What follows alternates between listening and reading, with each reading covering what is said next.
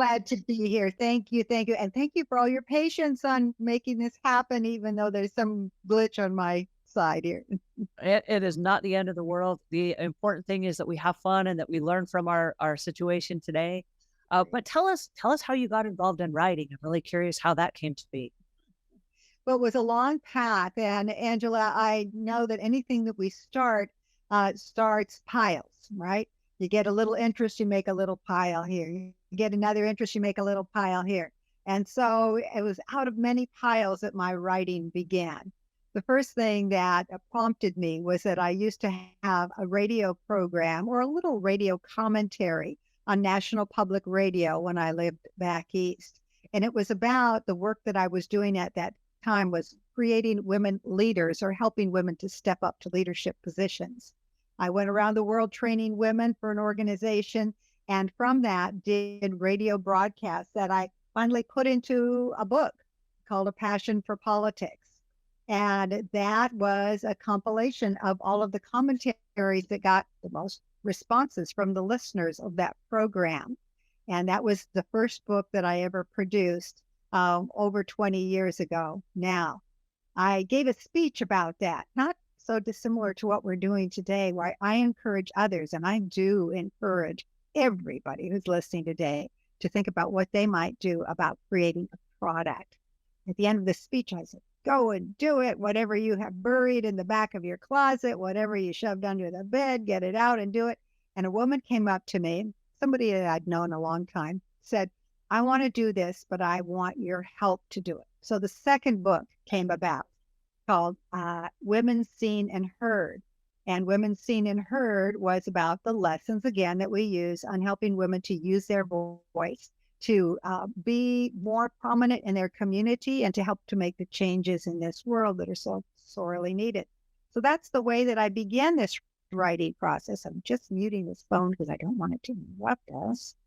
And they were nonfiction, as we say, almost like how-to books, say.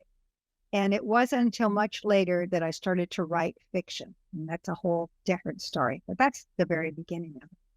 I love that. I love that you started something with an idea and then you went ahead and you went all the way through until it was a complete product.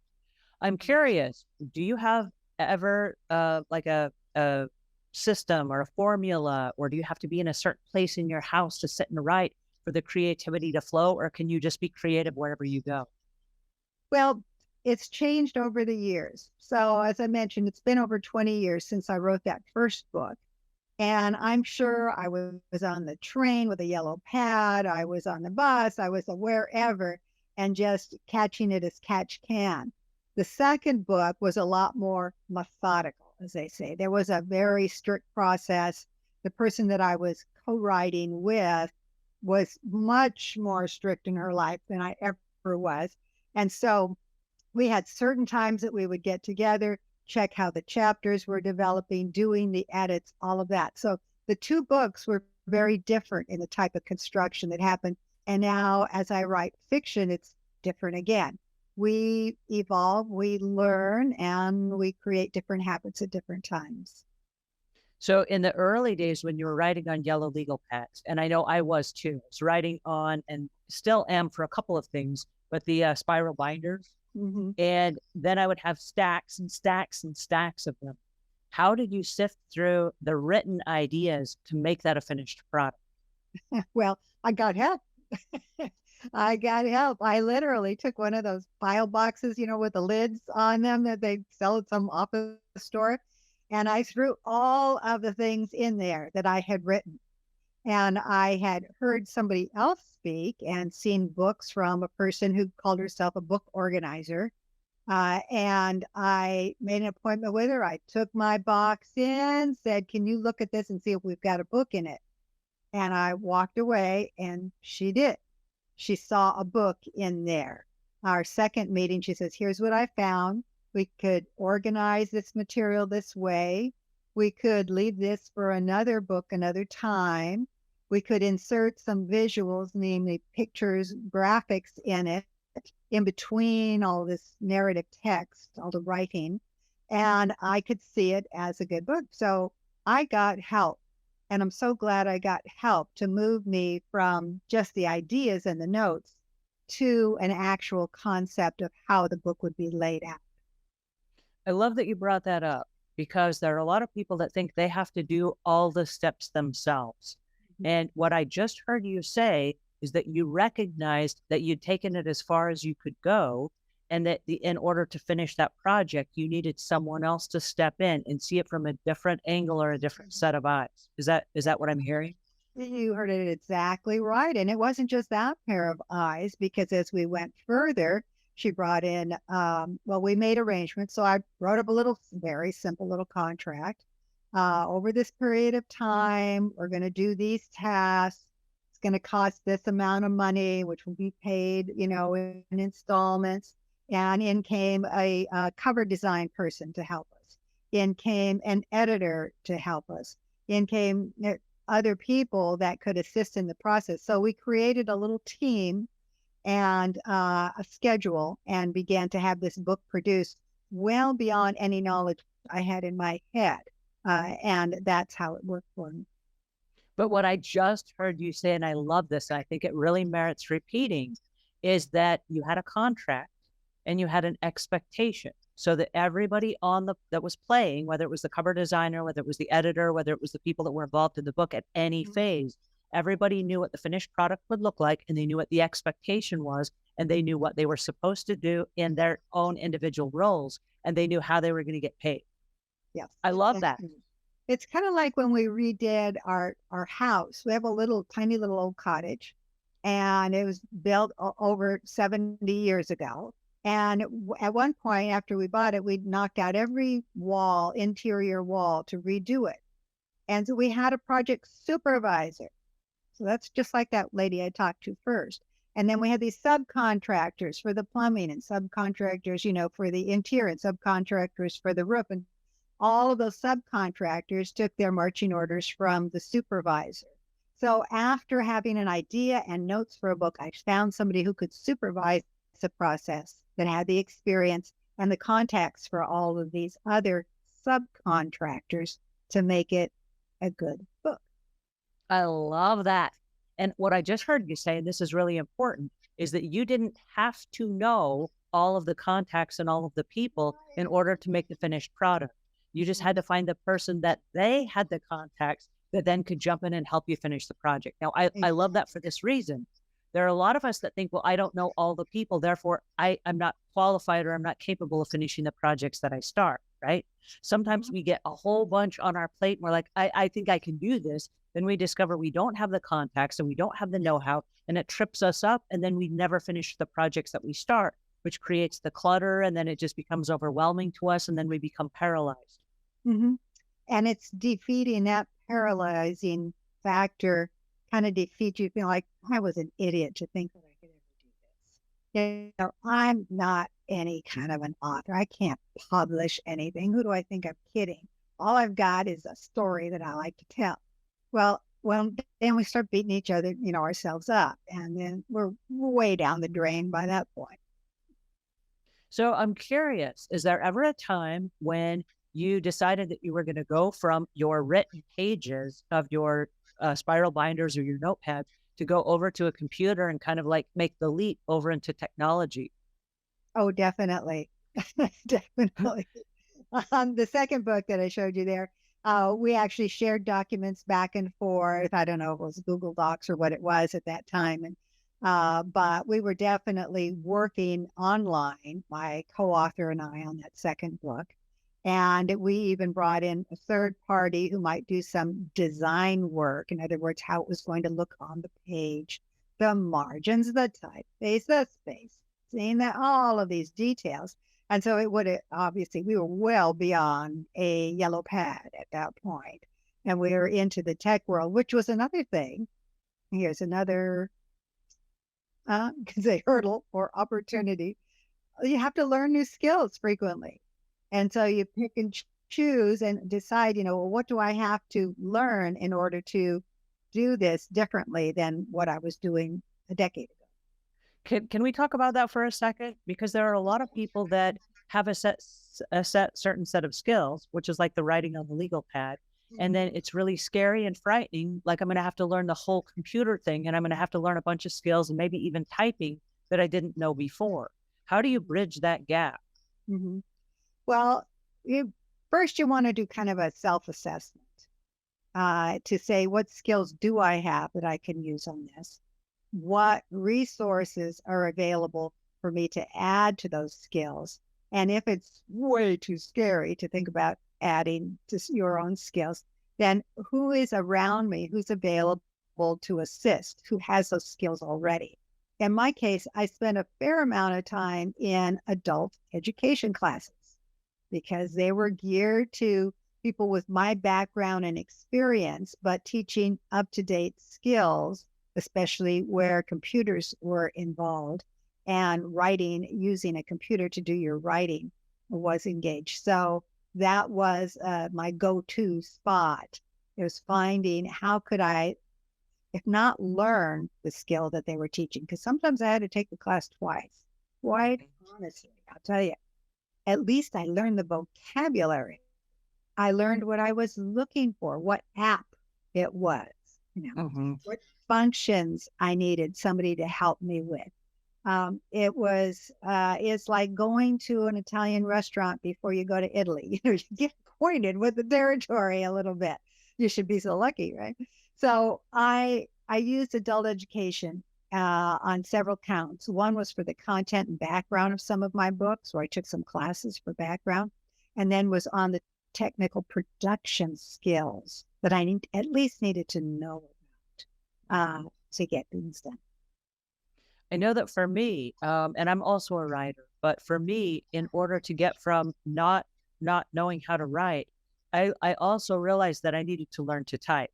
And so I was literally in my adult years doing the Mavis Beacon at home courses where you go J, J, J, and typing with and I was like, I have to learn it because these are the new communication skills. When I was young, it was reading and writing, the survival skills. And then I was like, I'm not going to be able to make it through the rest of my life if I don't at least know how to type, because you got to type for everything now, whether it's you're on your phone and you got to use your thumbs, or whether you got to use your fingers and it's a keyboard.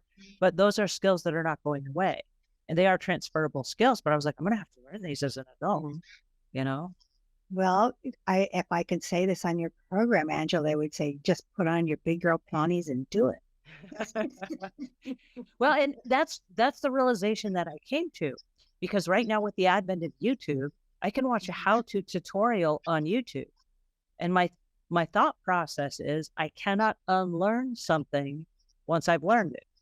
And so if I spend 4 minutes and 32 seconds or however long that video is, in 4 minutes and 32 seconds, I will now know that skill. And I won't have to unlearn it. I will then know it from here through forever. And so as much as I don't like sometimes to put on my big girl panties and sit down and make myself do it, that in fact is the answer. Well, you sound like you are a quick learner compared to me, because I go right to if say, for instance, I am at YouTube and I've chosen a how-to, whatever. I go to the tool symbol down below, that little widget crank, and I slow it down, because everybody I hear on YouTube is speaking so fast, and they tell you to just go here and up to the top of your screen, and then you can do it and you'll be able to do it.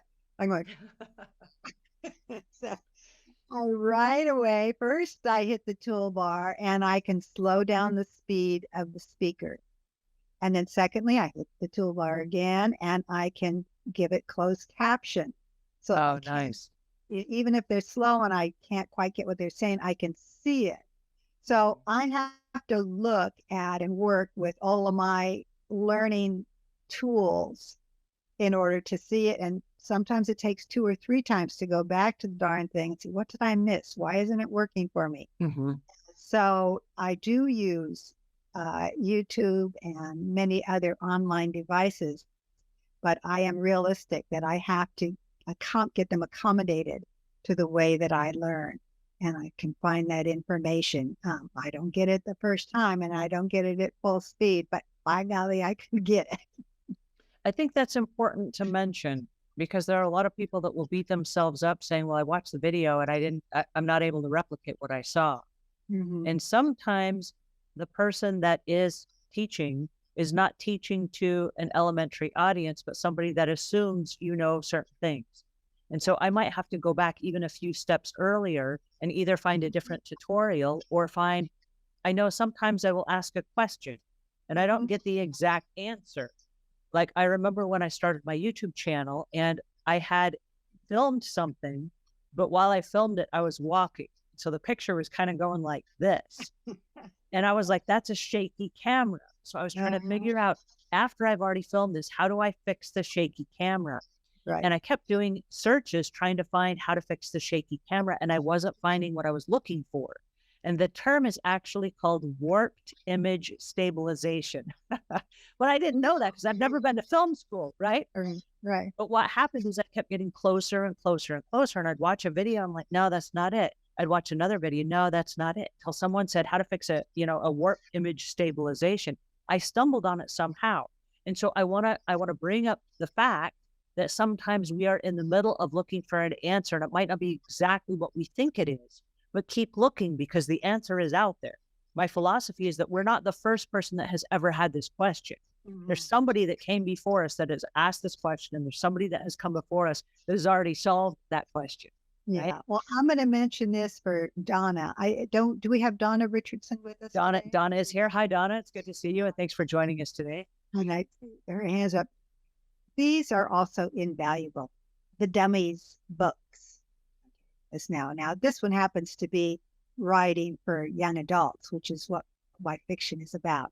But the whole series of Dummies books, which you can get at any library, if they don't have them for you, you just request and they'll bring it to you free. And it can be so that YouTube that we've just been mentioning is not the only available learning device. Adult education, which I mentioned earlier, it's not the only available learning device. If you don't have access to one or the other, there's still good old books. And the actually good new books, like the Dummies series, is helpful for so many things. I encourage anyone who is at the reading level, wants a paper book to read and scribble in, to look for those books. All right. So my question now is that at some point you took all of your writings and all of your notepads and stuff and you transferred those over. Have you ever gone back to paper, or do you still do paper and a combination of computer and internet? How does that work for you? I do. I use a lot of different, I use several devices, number one, meaning electronic devices, and I use paper. I have a paper journal that I make notes in early in the morning, and then I'll transfer them onto something else later. And because I am fortunate enough to live in a beach community, I will still take paper and pencil to the beach to make notes and sit down and write. Sometimes I'll actually make sketches if I'm trying to figure out a scene, and I'll place my characters, little stick characters. This person's here and this person's here, and then I go there and then I go there. And that helps me. I bring it back then to my desk where I have my computer, and I can actually put that note into words on my computer. So I use many different devices, and they share them and then bring them all into one document as I combine them. I love that. That's so awesome. I love your system. But now I have another question. So if you have paper and you're using the computer, how do you keep organized? Because I know a lot of creative people have a tendency to just say, well, I'm going to just throw this on my desktop and then I'll know where it is, instead of having it in a certain place on their computer or that they always tag into it. How do you keep all of your notes separate so that it's just not this wide array of fun, creative chaos? Well, what makes you think it's not a wide array of fun creative chaos? Sometimes because you finish your books and you win awards for them. That's why I think there's a system behind this. There's some chaos on the way to those awards, I'll tell you. So I've got 3 things. I already mentioned that I keep a paper diary where I get ideas that will come to me. This is usually early morning with coffee, and then I'll bring it in. I have one sitting here now, and I'll transfer it onto a document. I do 2 things with those documents. One is that I will save it. I establish my files on my line. I know the current book has the title on it. It's got a folder. I save that document with that folder name. It's in there. She's fine. Okay, that book is good. The last 3 are off in their own folders. I also use a little thumb drive. And when I'm in construction of a book, each chapter or each scene, even, I will put this into my computer at the end of the writing. I'll save it on the thumb drive as well as online. And this goes into my wallet. It goes everywhere with me. My house burns down when I'm away.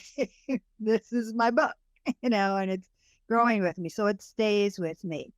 And then at times when I get to a certain consistency, then I will actually print what I have worked on and have a print copy that I can scroll around on.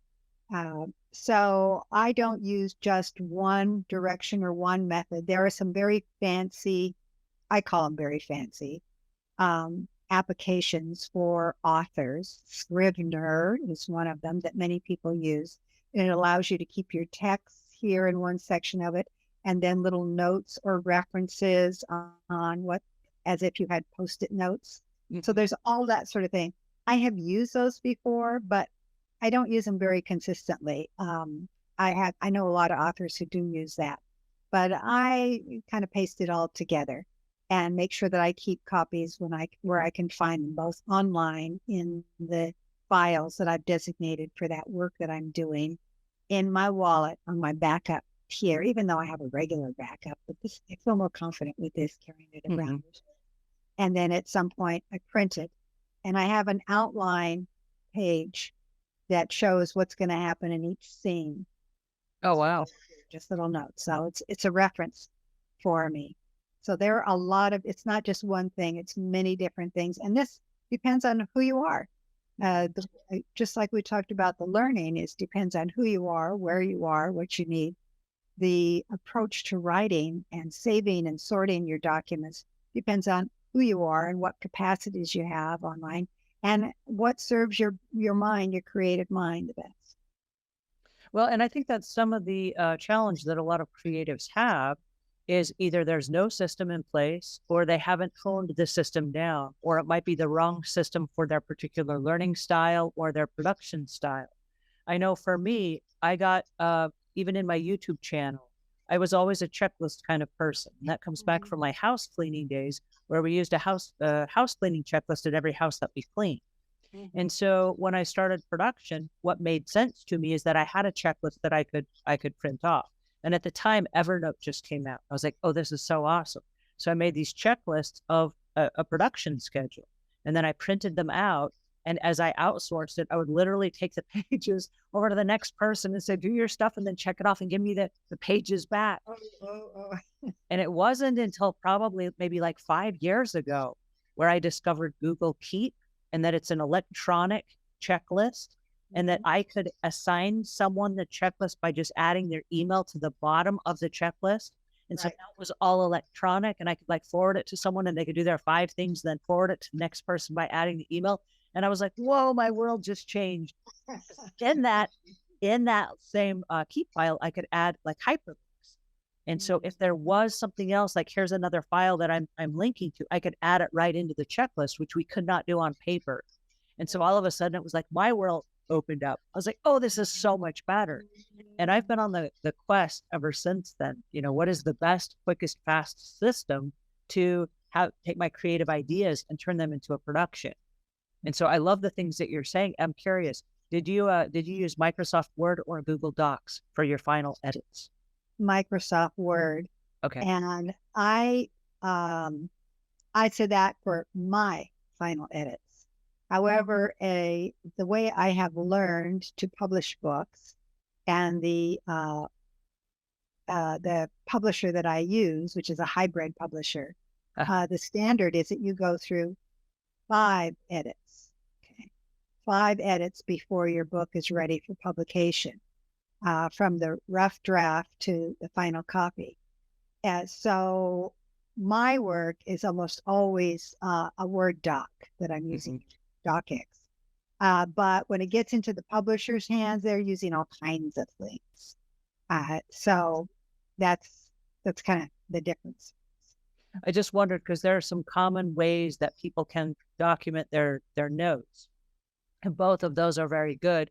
I know that with and I don't know if this has changed, but I know that Google Docs automatically saves your work. And with Mhm. Microsoft Word, you have to save it every time so that you don't lose what you've done.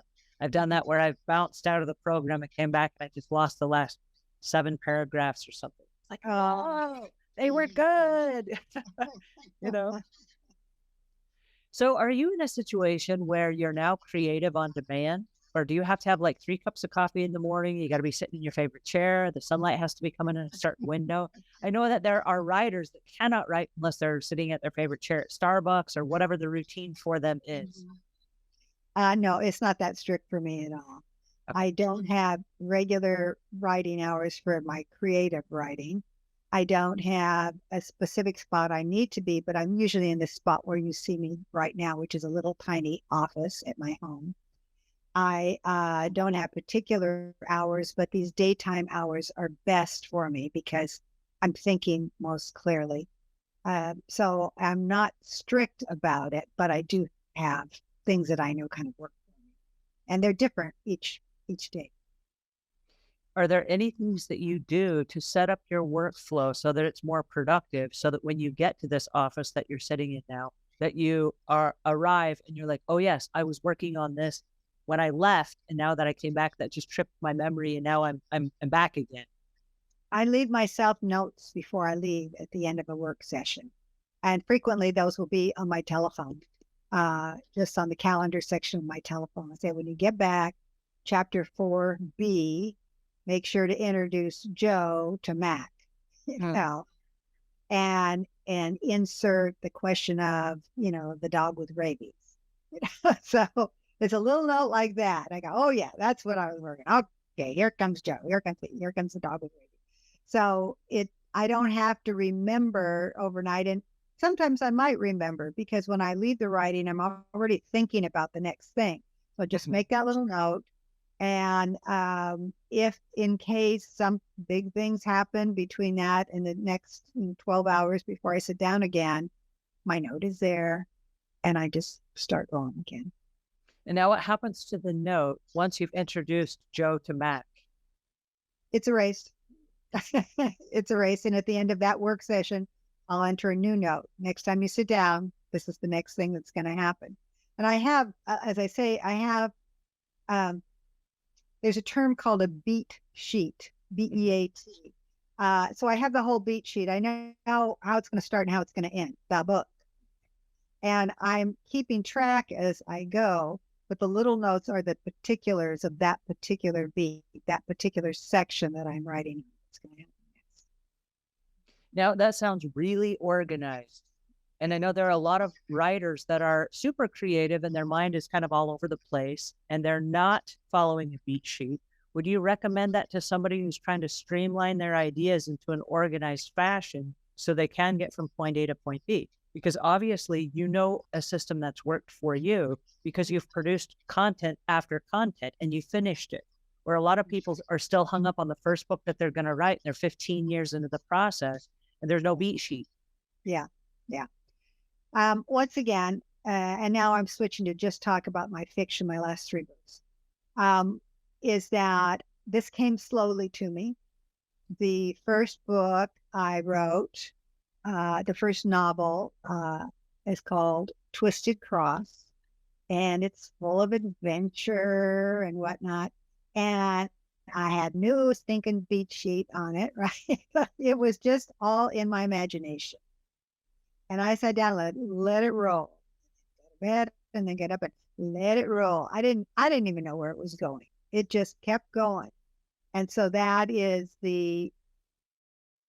I won't say it's disorganized. It was an intuitive process that I used to write the content in this book. The second book that I started working with, I have it here, I was then going, I was going to webinars and listening to other writers and learning different things.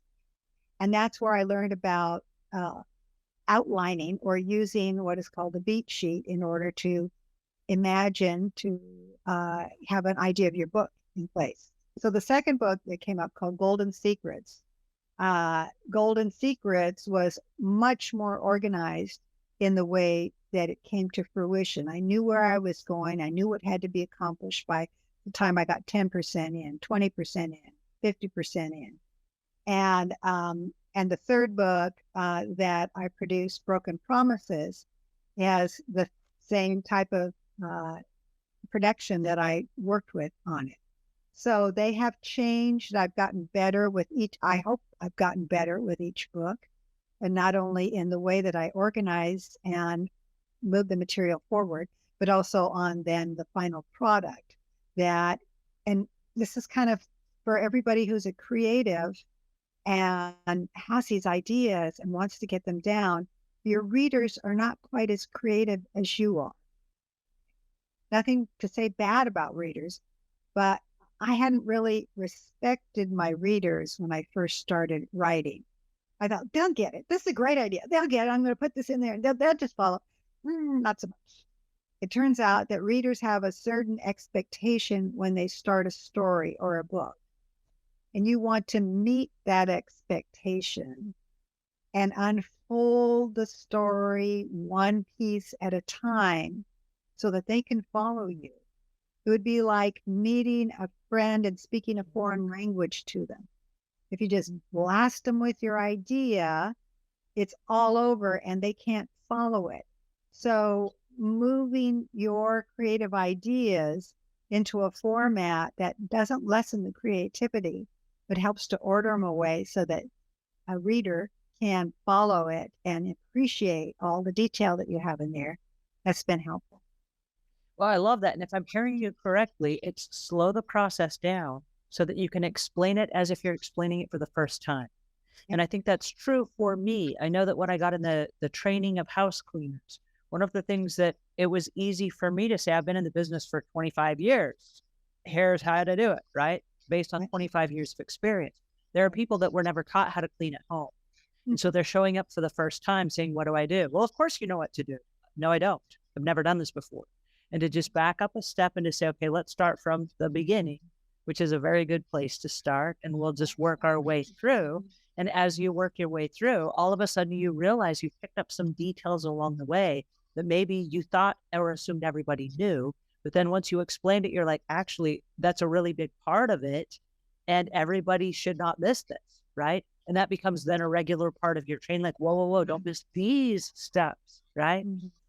So I love that because I think in giving ourselves permission to go back and to slow it down and to add in the extra details and the color of what we're discussing in terms of writing, I think it does make you a better writer because you have to think at it like, this is a person that doesn't see what I'm seeing, right?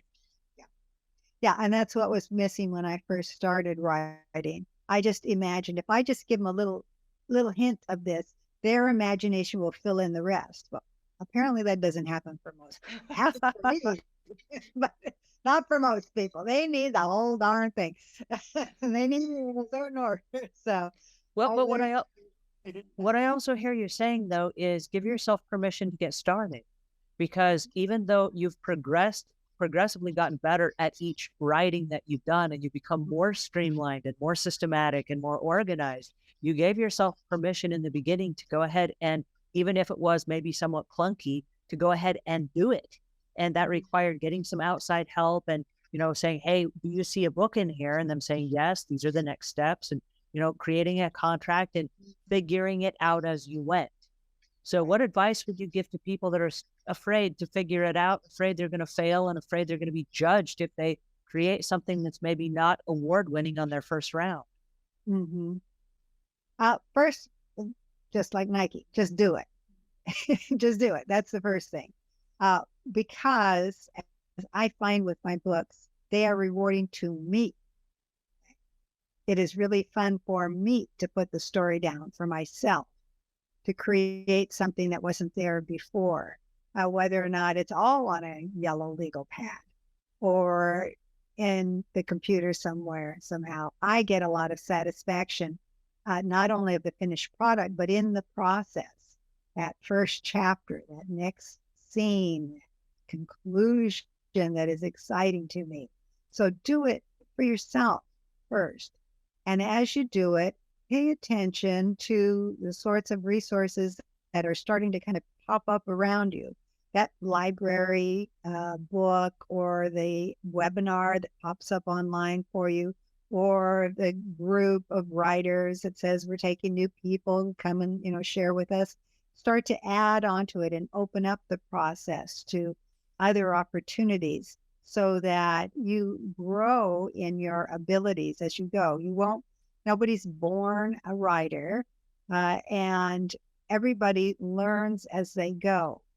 So start your process, keep your ears and eyes open for opportunities to grow as you go. I love that. That's beautiful. I'm curious, as you became more organized and more systematic about your process, did that affect other areas of your life? Did you find yourself becoming more organized and more systematic in other areas? Not particularly, no. So you were okay, awesome. So it is possible that your creative side can become organized and the rest of your life is just the same as it was before. I think so. I've never really thought about it, to be frank. Maybe it did, Angela. I don't know. I'm not a particularly orderly person. I live in a small space, my husband and I do. And so in some ways we're almost forced to be kind of orderly because everything would back up on us if not. So I think I was already kind of orderly because of the space that we have chosen to live in. We limit our possessions and things like that.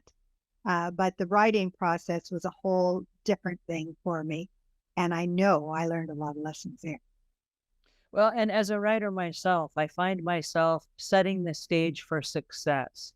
So when I go to bed at night, I turn the computers on and I set up on my screen what I'm going to come back to the following morning so that when I show up, what I'm showing up to is right where I left off so that I don't have to, get creative and get in the zone and all these things. I just show up and I'm like, yeah, here we are. Mm-hmm. But I also noticed that the environment that I'm in heavily influences me. And so like if my door is open and I've got 10 people that work out of my house, and so if they're in and out of my office all during the day, I'm just constantly interrupted and I can't get anything done. Mm-hmm. And so I prefer to have a set time of the day where like, hey, anybody has questions, that's great. But we installed it's Google Chat is what it is, where you can add a little chat and it's called Things I Need. Instead of interrupting me in my creative process, can you just add a little note, Things I Need? And then title it so that it will say, in this website, I need this, or in this part of the accounting, I need this. And because we're running a business, we have several different aspects, whether it's social media or it's whatever. And then we have house cleaning stuff and we have people that are requesting stuff from cleaning companies and whatever. But then it's tagged with whatever the thing is at the top. So it's like social media request. When I jump in, I can sort by the social media requests and they're all in one place. And then now I've got a few minutes and I can answer them all when I'm in the social media zone without having to bounce in and out of all the, oh yeah, now we're doing accounting. Oh, and now we're doing social media, which then I feel like at the end of the day, I don't get anything done. And so it's just this cluttered mind chaos. I'm like, what? I didn't get anything done because I was just bouncing all over the place. So if I can just kind of like streamline it so that then I'm focused on only accounting things and only social media things, I find that my creativity flows a whole lot faster and that I can then focus on what I'm trying to do and then check something off at the end of the day and go, yeah, okay, cool. I got this, and this done because I was able to kind of batch them all together, if that makes sense. It makes perfect sense. It sounds like you are a person in control of your circumstances. And many people wouldn't consider themselves in that stage of life. I'm going to go all the way down to a really organic level about creativity, let us say, because sometimes you have to create your space if you have no space. You have to create that stimulation for your creative side and also for blocking out other things that are so demanding in our regular lives. And I put to my side, I actually have an old-fashioned poster board here. Let's see if we can get a big picture. This is a collage, Oh, wow. inspiring collage that I started with before I wrote any single notes whatsoever. I began to cut pictures out and to imagine my books. And this poster board is kept in my little space. And when I would start to write, I would look at it to think, well, what's the next stage that I'm going to? So that is a really low level, organic type of space that I created for myself before I had my seat and my computer and my little space and all of that. The next thing that came to it, because I write now historic fiction, is that I have pictures of family members from 2, 3, 4, 5 generations just right beyond this screen that I'm glancing up at. And I'll talk to them. I'll say, what are we going to talk about today? How was that for you? And I'm listening and trying to get ideas for them creatively. And then finally, I was able to, sort a little space in our house. I was able to put things around that would inspire me. And it's not that I have, a hands off, don't come in here type of a sign. As I get a chance, I steal away to this little corner, got my family members there, I got my poster there, and I start my process. So I create the space that I have available to me, and I use it as the time is available when I'm not doing something for or with my husband, when I'm not taking care of older family members that happen to live nearby, when I'm not, doing some project for a committee that I'm on in the community. And that starts to create the space where I know when I sit here, this is what I'm going to do. And I'm going to do it for as long as I can, but I'm not going to go crazy if something interrupts me. I'm just going to do it. And I love that because it seems like you've created a Zen space for yourself where you're in the moment with these characters that you've created. And now you're maybe more receptive or more open to the creativity that's flowing through you. So I love that. That's awesome. But now I have to ask, because you just brought it up about the interruptions. So how do you get back to creativity once you're interrupted? Because I know a lot of people have children, they have elder parents, they have friends that call, that interrupt them, their social media, phones ringing. What happens if you get interrupted? How do you get back? Well, I do get interrupted from time to time, but I limit interruptions, namely because I don't have anyone who's totally dependent on me, like children or somebody who's in really desperate condition. So I don't answer them. I just turn it. I let it roll. I figure if they really need me, they'll leave a message if they're calling on the phone, or I can check my, messages on my message board later. And I'll usually set my timer on my phone and work for, say, 45 minutes. And then everything's copacetic, another 45 minutes, and I'll keep going. So I try to manage the input, and I'm at a luxurious position where I can manage that input from different times of day. It's number one. Has anything bad ever happened that you rolled your phone over and you missed an important call? I mean, did the world end or anything? Or you're just like, it's okay to do that? No, but I have a funny story about that. I'm not watching my time. Well, you're doing good. We got about 10 minutes left. Okay. Well, I have a funny story about the first time I was given a buzzer. Remember we used to wear those little clip things, and it was the message buzzer, and it would kind of vibrate, and you had to answer it. And the alpha pagers. Yeah. I had one of those in one place when I was in Washington, D.C. doing work. And somehow it got knocked off of something. It ended up under the bed. And so I had plenty of free time and doing what I needed to do and going about it. And except that we had this also, and you get a lot of bugs in the summertime in Washington. There was like a beetle in the house. And at night it would buzz, and it was kind of weird. Well, it wasn't until one day when I was uncharacteristically cleaning the house is that I found out it was not a beetle that was buzzing. It was my buzzer that was under. And the phone number that kept showing up, I kid you not, was the phone number for the White House. that was the worst that ever happened to me. I thought, oh my God, I missed all these calls. I was working for the president at the time, and one of many people who worked for that president at the time. But some they, they're like 24/7, and they would call middle of the night. We need this, we need that. And I just thought, well, that's great. I'm not getting a lot of interrupting calls. Well, it was the damn beetle under the bed. So that's the only time that ever happened. Well, if the president is not calling from the White House, I do think it's a great idea to roll the phones over and to create some space, like you said, where this is my time and I'm going to honor the time and the creativity that I was given. I'm going to give myself permission to start a project and carry it all the way through to completion, even if that means I don't answer my emails until 2 or 3 times a day at specific set times. Yeah, where I don't. I set a time. In a couple at 9 in the morning, I'll check them and then I'll get to work. And then at noon, I'll check them and then I'll go back to work. And then, at 4 or 5, and I'm conscious of who's in what time zone that may want something. So I'll kind of do it on that. But I control that. Well, and I think that's really important because when we start projects, if we're going to finish them, there has to be some kind of accountability, number one, and there has to be some kind of permission that we give ourselves. And a lot of times when we are accountable to other people, we think, well, I have to be on 24/7. And I know, for example, we run several Facebook groups, we run several business groups, we got a whole lot of stuff going on. And so what I do is I call sweeps. And so in the morning, I sweep through the emails, I sweep through the Facebook groups, I sweep through the social media, I sweep through the requirements and the requests from my team, and then I bounce out. Just like a shopping list, I go in, I get what I need, and I bounce out again.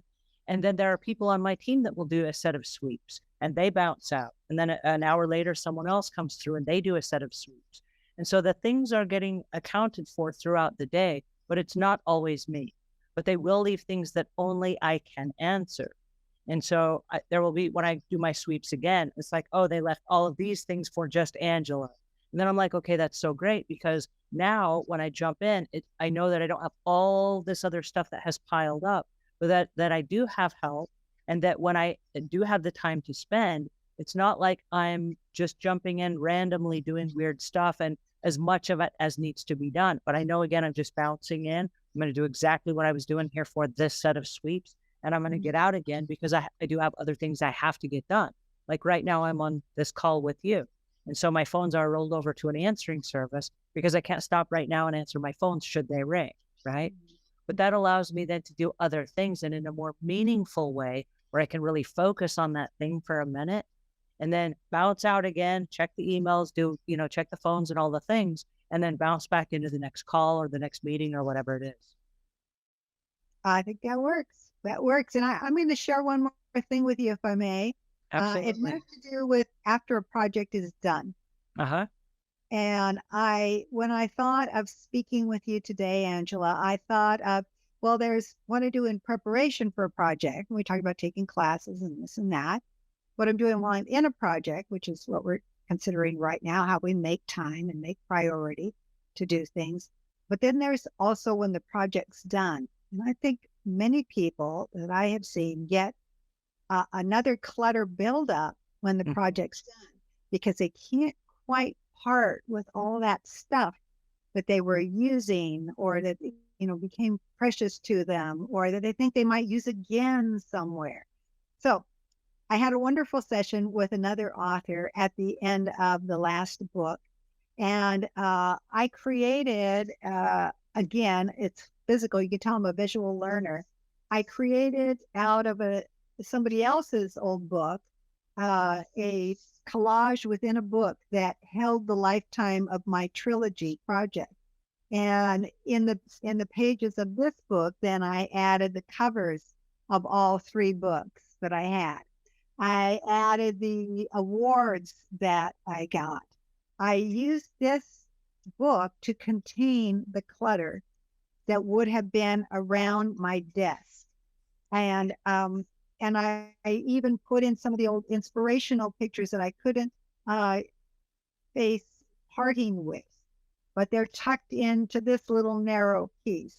I used the flyers for the books that were created for the San Francisco Writers Conference, which is where I won 2 of my awards.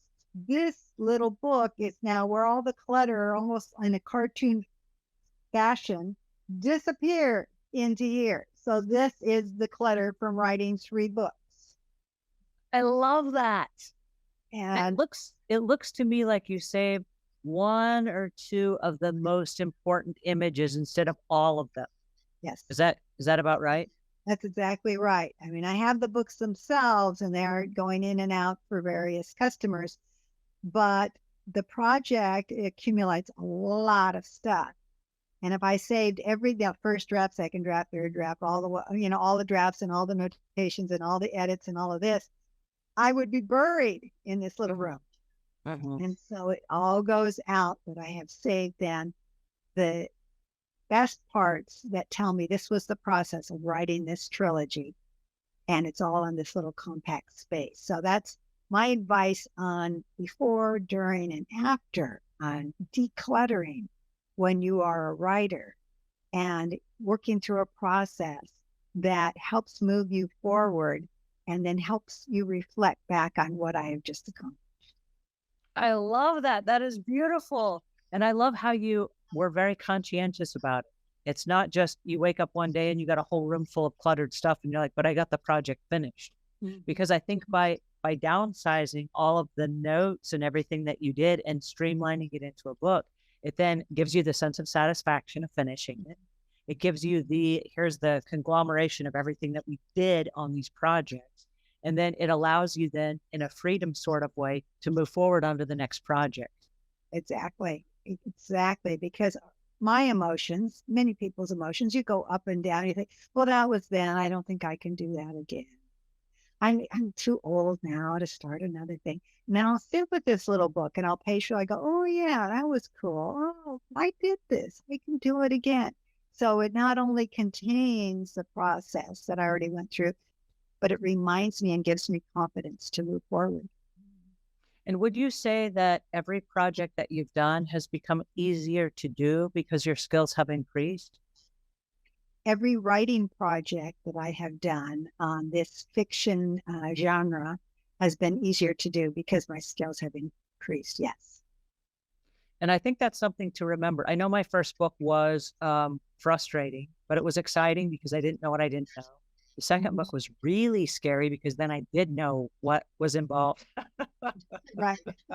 And then I was like, oh, okay, now I know what is required. And if I'm going to continue, I need to be organized. So I love that we had this conversation today. And I think the takeaway for me is and Donna says, thank you, ladies. I enjoyed the conversation and picked up a few tips. I have laryngitis.